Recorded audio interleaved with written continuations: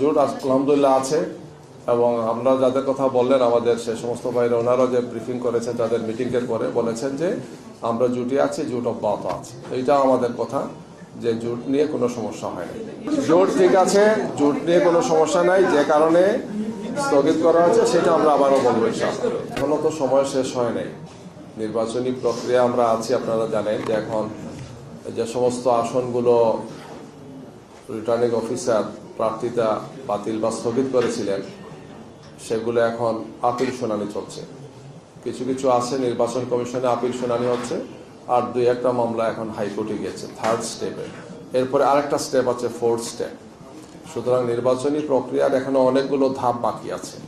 20 তারিখ হচ্ছে প্রার্থিতা প্রত্যাহারের সর্বশেষ দিন, আর 21 তারিখ হচ্ছে স্ব প্রার্থীকে প্রতিজ্ঞ রাতে।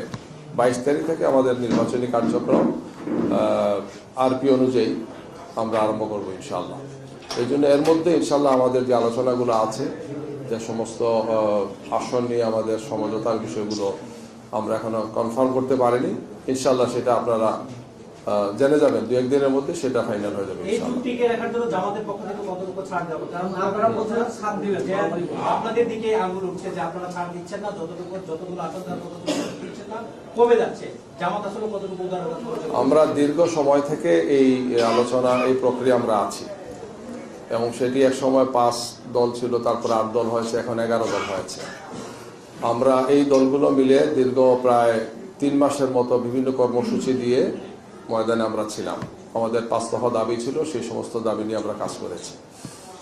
পরবর্তীতে আমরা এখন নির্বাচনী প্রক্রিয়া আসছি, নির্বাচনী আসন সমঝোতার মধ্যে আছি। দীর্ঘ এই সময় আমাদের মধ্যে অত্যন্ত সৌহার্দ্যপূর্ণ সম্পর্ক ছিল এবং এখনো যেটা অব্যাহত আছে।